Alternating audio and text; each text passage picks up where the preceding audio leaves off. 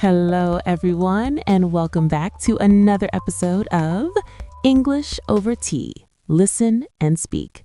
I'm your host, Anna, and as always, I am joined by my wonderful and hopefully well-rested co-host, Dan.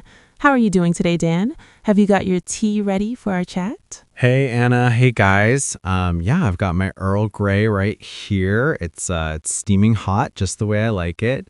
Actually, it's funny you ask if I'm ready because, well, I had a bit of a, shall we say, kitchen disaster this morning. Oh no, not again, Dan. What happened this time? Did you spill it on your laptop? Because we specifically talked about keeping mugs away from the equipment. No. My laptop is perfectly safe, I promise. But okay, so I was half asleep, right? Just totally groggy. Now, for our listeners, groggy means when you feel tired, weak, and maybe a little dizzy, especially because you just woke up and your brain hasn't quite started working yet. Oh, I think we've all been there. I'm definitely groggy until at least my second cup. Right, so I went to make my first cup of coffee. I usually start with coffee and then move to tea later. Anyway, I grabbed what I thought was the sugar jar. Oh, Dan, I see where this is going. Please tell me you didn't do what I think you did. Oh, I definitely did. I scooped a massive heaping spoonful of salt into my mug. I stirred it up, thinking about my to-do list, and took a huge, confident gulp. Oh my gosh, that is horrible. I can literally taste it just thinking about it. Yeah, it was shockingly bad.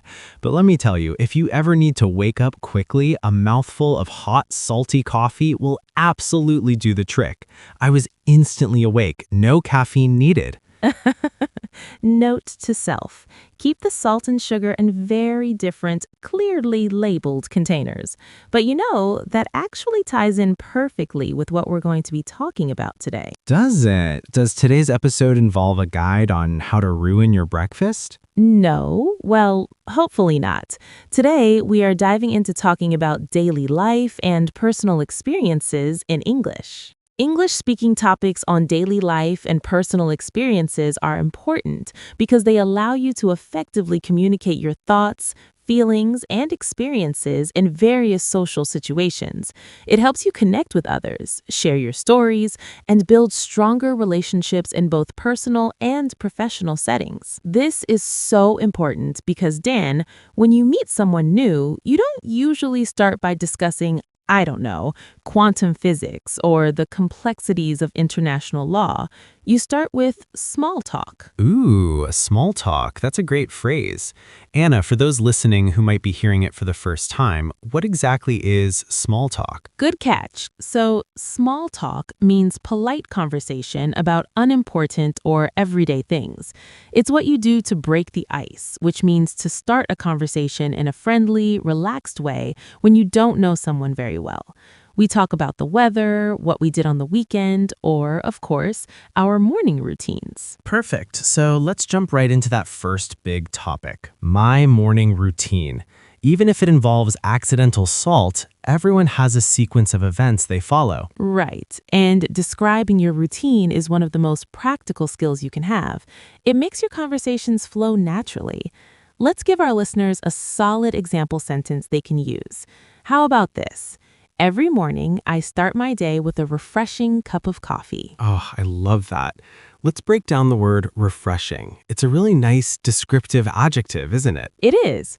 Refreshing means something that makes you feel less tired or more energetic, like a cold glass of water on a hot day, or a hot coffee when you're, groggy. Just not salty. Salt is never refreshing. But some people are way more active than I am. They might say, I like to go for a jog in the park as part of my morning routine. I like that phrase, go for a jog. It sounds so much more natural than just saying, I run. To jog means to run at a slow, steady pace, usually for exercise. Exactly. And a routine itself is just a regular, fixed way of doing things in a particular order. My routine is usually wake up, blunder into the kitchen, accidentally poison myself with salt, and then try to remember how to be a human. Well, hopefully the salt incident is a one-time thing. But in the sources we were looking at, a lot of people mention specific steps. Some people wake up at 6 but don't get up until 6:50. Oh, that's an important distinction. Waking up means your eyes are open, but getting up means you're actually physically leaving the bed. I am a master of waking up and then staying in bed for another 20 minutes. Me too. I usually hit the snooze button at least twice. That's the button on your alarm clock that stops the sound for a few minutes so you can sleep a little longer. Guilty as charged. Then, of course, there are the chores. Some people iron their clothes or make the bed first thing. I usually just brush my teeth and get dressed as fast as possible. It's all about setting the tone for the day. That's another great idiom. Setting the tone means establishing a mood or a general feeling for what follows.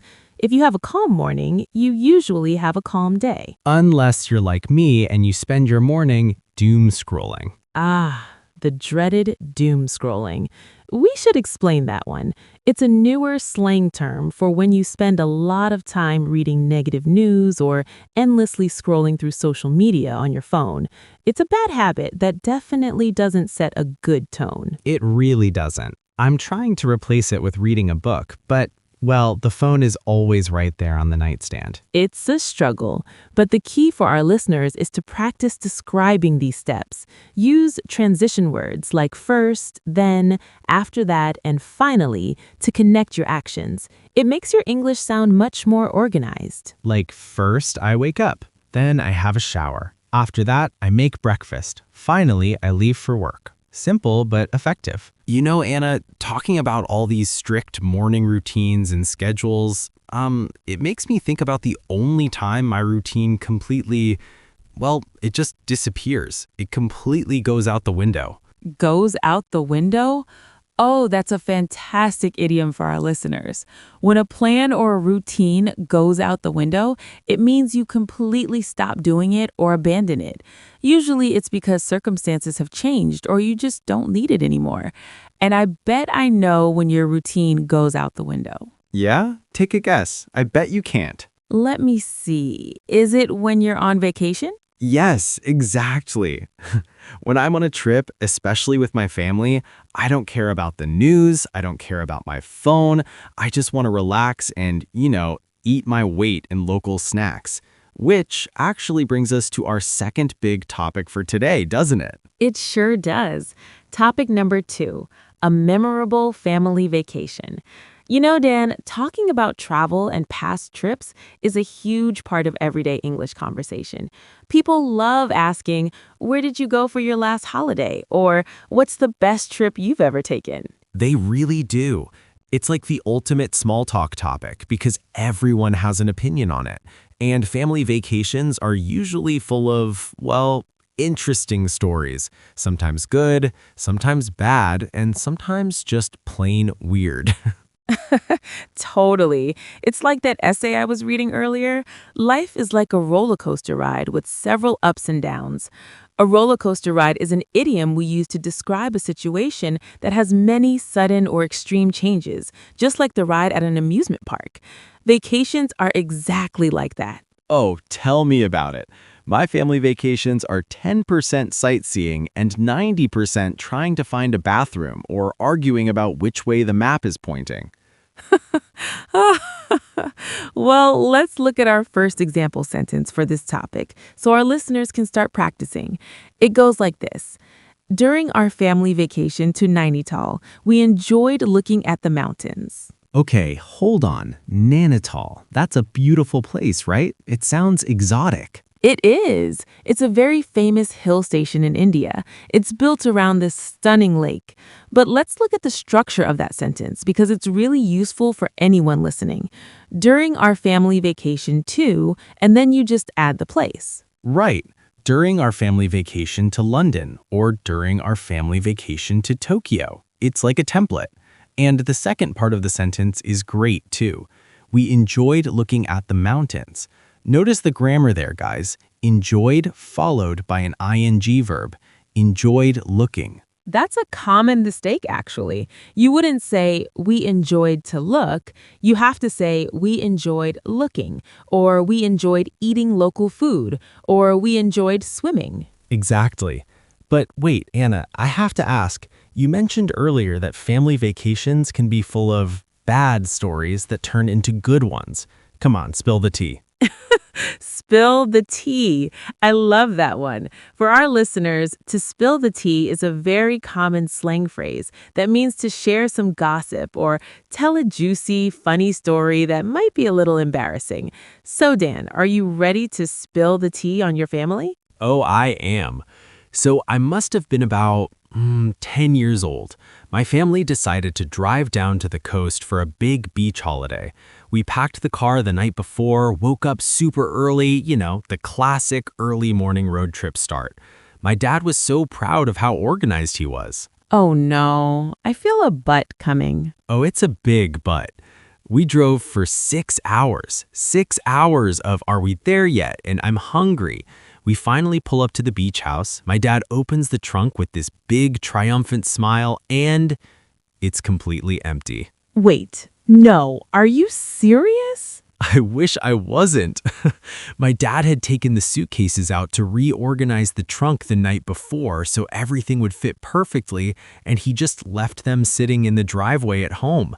We arrived at the beach with absolutely no clothes, no toothbrushes, nothing. Just the clothes we were wearing and a giant bag of potato chips. Oh my goodness, your poor dad. I can imagine the look on his face. That is hilarious. But hey, it definitely makes for a memorable story now, right? Exactly. And that fits perfectly with our next keyword, memorable. This is such a great vocabulary word.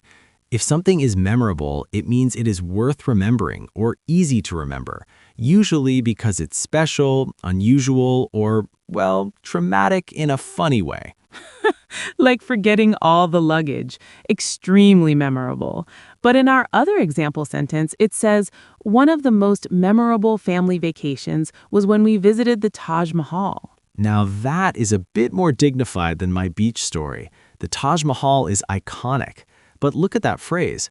One of the most blank, adjective, plural, noun was when. That is a fantastic storytelling frame. It really is. You can use it for anything. One of the most terrifying experiences was when, or one of the most exciting days was when. It sets the stage for your story. Setting the stage, another good one. It means to prepare the context or the background so the listener knows what to expect. And when you travel, you're always setting the stage for some kind of adventure. Definitely. And it's funny how even when things go wrong, like getting lost or forgetting bags, those often become the best memories when you look back at them. Oh, look back. That's a phrasal verb. To look back means to think about something that happened in the past. When I look back at that no-clothes vacation, it's actually my favorite one to talk about now. It's all about the experience. Whether it's a huge landmark or a silly mistake, it shapes who we are. Speaking of looking back at the past, talking about vacations reminds me of all the free time I used to have as a teenager. And, looking back, I went through some very, shall we say, interesting phases. Oh, do tell. I'm always curious about teenager Dan. What kind of phases are we talking about here? Did you have crazy hair or maybe those super baggy pants that were popular? I mean, the hair was definitely questionable. It was a bit of a DIY disaster, but I'm actually talking about my rock star phase. Wait, a rock star phase? Dan, we've been hosting English Over Tea for a long time now, and you have never told me about this. Were you in a band? Oh yeah, I try to keep it under wraps. That means to keep something secret. But yeah, when I was about 15, I decided I was going to be the next big thing in music. I saved up all my pocket money, bought this incredibly cheap, bright red electric guitar, and plugged it into a massive amplifier in my bedroom, and then proceeded to make the absolute worst noise imaginable. Oh, your poor parents. I can only imagine the headache you gave them. My parents? What about the whole street? My neighbors actually knocked on our door to file a noise complaint. A noise complaint is an official statement made to the authorities, or in this case, my parents, saying that someone is making too much noise. A noise complaint. Oh my gosh, Dan, that is hilarious. Did you actually learn how to play any real songs, or were you just making a racket? I was 100% just making a racket. Now, for our listeners, a racket is a loud, unpleasant, and confusing noise. I learned exactly one chord, just one. And when I played it, it didn't sound like rock and roll. It sounded more like, I don't know, a dying walrus? A dying walrus. That's a very specific sound.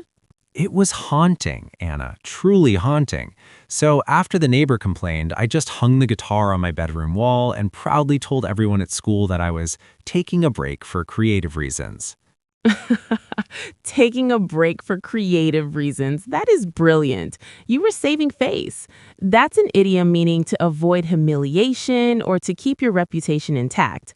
Well, it's a good thing you eventually found other ways to spend your time, which actually leads us perfectly into our third topic for today's episode, my favorite hobby or pastime. Ah, yes, hobbies. Let's start by looking at that word you just used, Anna, pastime. What exactly is a pastime? Is it different from a hobby? Great question. A pastime is simply an activity that you do regularly for enjoyment rather than for work. It's basically a synonym for a hobby. A synonym is a word that means the same thing as another word. It's something you do to pass the time in a happy way. Perfect. So let's give our listeners their first example sentence for this topic. And ironically, it's exactly what I was trying to do as a teenager. In my free time, I enjoy playing the guitar and composing my own music. That is a beautifully structured sentence, and it sounds so much more professional than saying, I play guitar.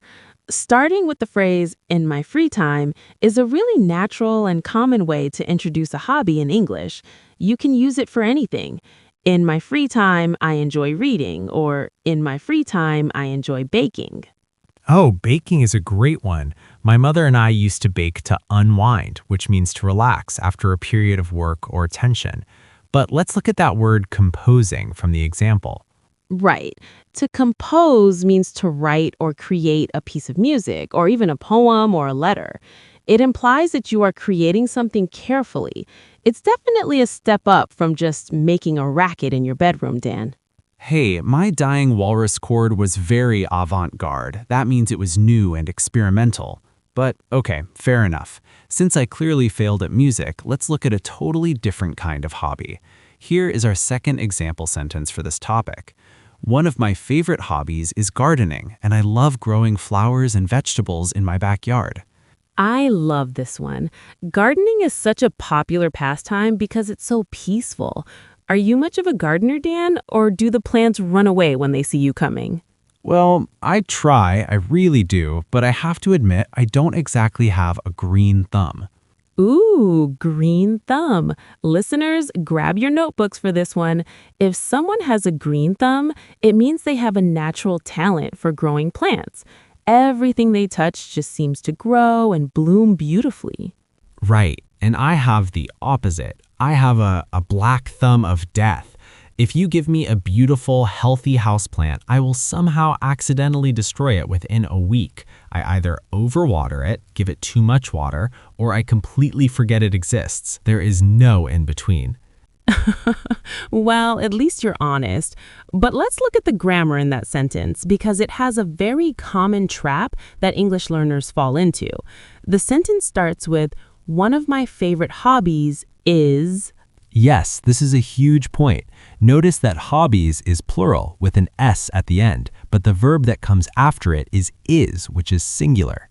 Exactly. You say, one of my favorite hobbies, plural, is singular gardening. A lot of learners might say, one of my favorite hobby is, but that's a mistake. You have many hobbies, but you are picking one specific one to talk about right now.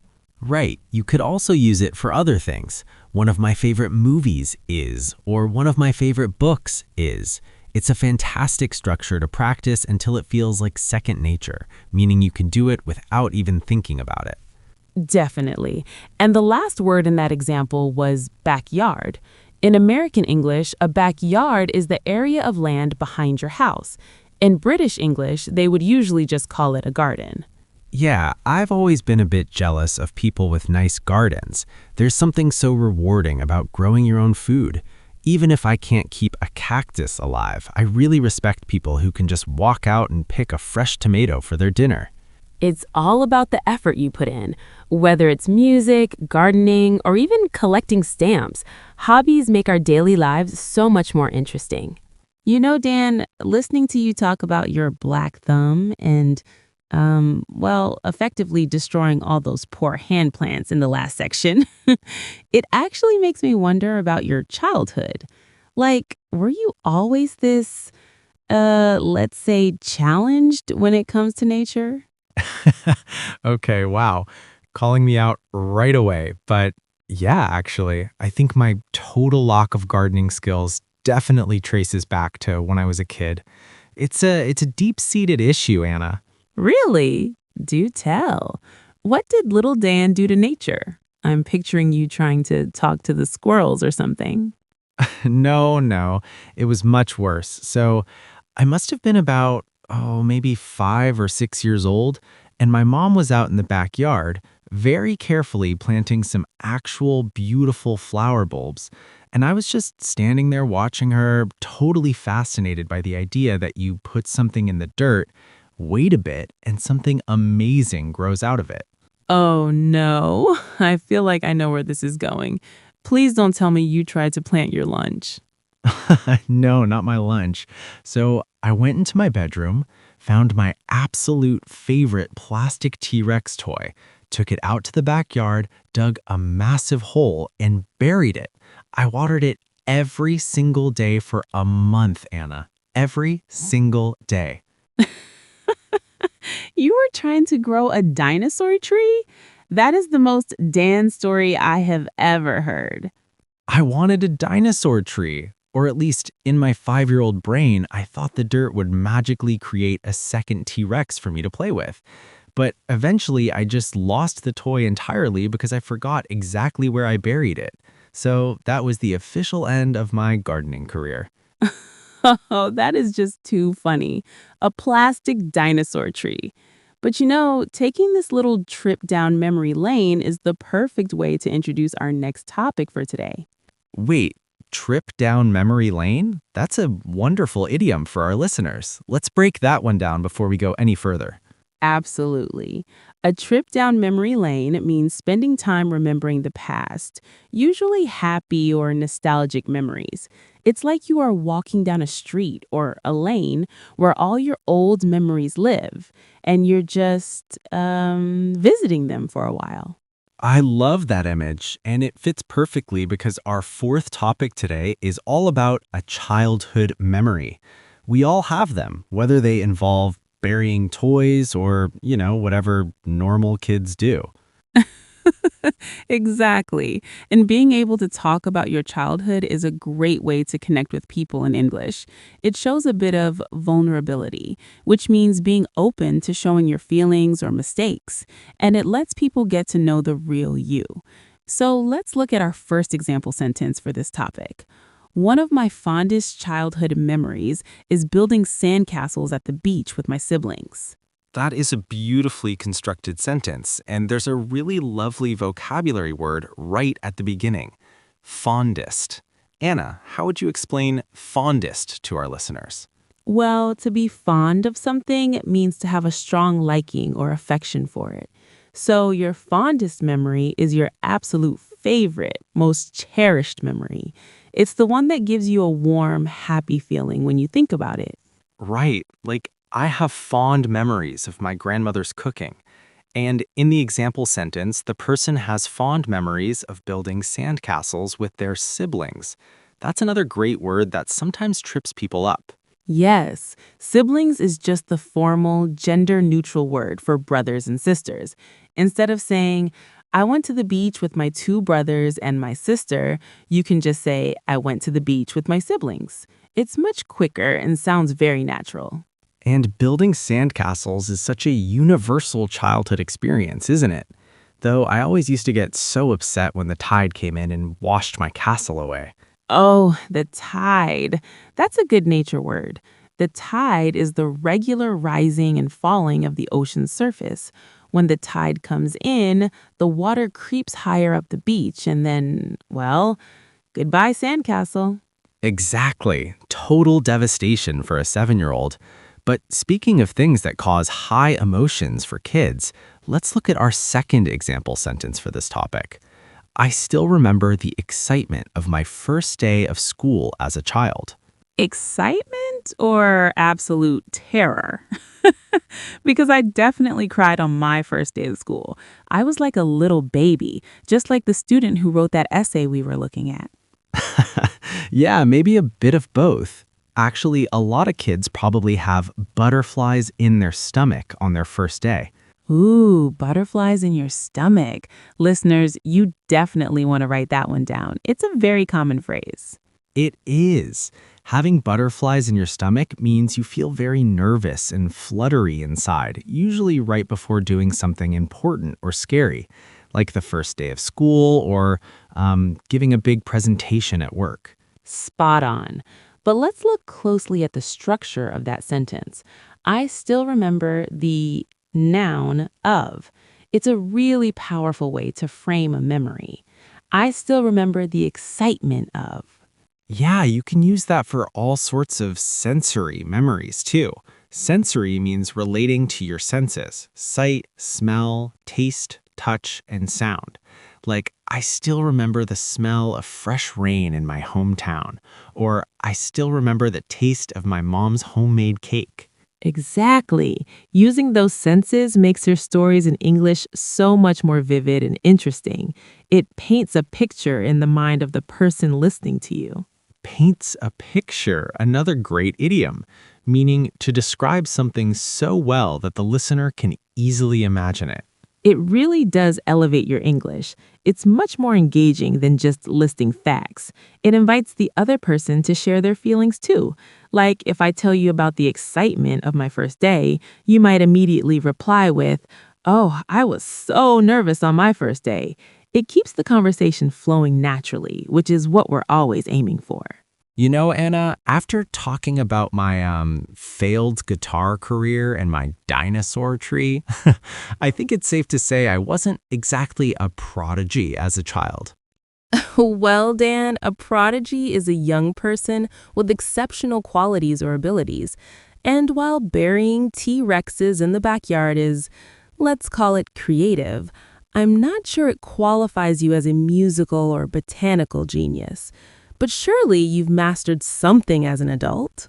Well, I'd like to think I've gotten a bit better in the kitchen, but even there, I've had some, let's call them learning experiences.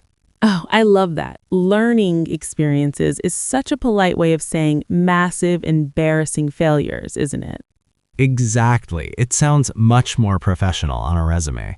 So a few months ago, I decided I was going to be a gourmet chef for one night. I invited some friends over and decided to make crêpe Suzette. Now, for those who don't know, that's a French dessert that involves lighting orange liqueur on fire, for that big wow factor. Oh, Dan, fire and your kitchen skills. I have a really bad feeling about this. This sounds like a recipe for disaster, which is a great idiom for a situation that is almost certain to go wrong. It was. I poured a bit too much. Okay, I poured way too much liqueur. When I flicked the lighter, this giant whoosh of blue flame shot all the way up to the ceiling. I panicked, dropped the pan, and the fire alarm started screaming. My friends had to help me fan the smoke out the window with dish towels. Oh my gosh, Dan, that is terrifying. Did you at least get to eat the crepes after the fire department left? Well, the fire department didn't quite show up, luckily, but the crepes, they tasted like burnt orange and deep regret. We ended up ordering pizza. Honestly, pizza is always the best backup plan. And that actually brings us to our final topic for today, cooking adventures and favorite recipes. Yes, hopefully our listeners have better luck than I did. Let's look at our first example sentence for this topic. Last weekend, I tried a new recipe for homemade pizza, and it turned out delicious. See, pizza is always the answer. I really love the phrasal verb in this sentence, turned out. That's a great one to learn. To turn out means to happen in a particular way or to have a specific result. So if you say the pizza turned out delicious, it means the final result was tasty. Exactly. You could also say the weather turned out to be beautiful or the movie turned out to be quite boring. It's a very common way to describe how an experience ended. And homemade is another key word here. It means something made at home rather than bought in a store or restaurant. There's nothing quite like a homemade meal. Unless Dan is the one cooking it. Hey, I'm getting better. I'm really leaning into, which means to embrace or focus on, our second example sentence. I enjoy experimenting with different spices and creating unique dishes in the kitchen. I love the word experimenting here. In a kitchen context, experimenting means trying new things, mixing different flavors, and not just strictly following a recipe. Right, it's all about trial and error. Ooh, trial and error. That's a classic English phrase. It means trying different methods until you find the one that works. It's how most of us learn to cook, or even how we learn a language. So true. You make mistakes, you burn the crepes, so to speak, and you learn for next time. And when you create something unique, it means it's the only one of its kind. It's special or unusual. Like your salty coffee from this morning, that was definitely unique. Okay, you got me there. But seriously, cooking is such a great way to practice English. Reading recipes, watching cooking shows, it's all very helpful. It really is, and it's such a common topic of conversation. People always want to know, what's your signature dish? A signature dish is a recipe that a cook is particularly known for. Or people ask, what's your favorite comfort food? Right. Comfort food is food that provides a feeling of well-being, usually associated with your childhood or home cooking. For me, it's definitely a big bowl of spicy ramen. And for me, it's mac and cheese, always. Wow, Anna, we have covered a lot of ground today. We talked about our morning routines, including my salt coffee incident. And we took a trip down memory lane to talk about family vacations and childhood memories, like your dinosaur tree. Don't remind me. We also talked about hobbies and our interesting adventures in the kitchen. It's been so much fun. Listeners, we hope these sentences and phrases help you feel more confident when you're talking about your own daily lives in English. Remember, it doesn't have to be perfect. Even if you make a rocket or your plans go out the window, the important thing is that you're speaking. Exactly. Practice makes perfect. Or at least practice makes you better than me at playing the guitar. Before we go, we have a little call to action for you. We want to hear from you.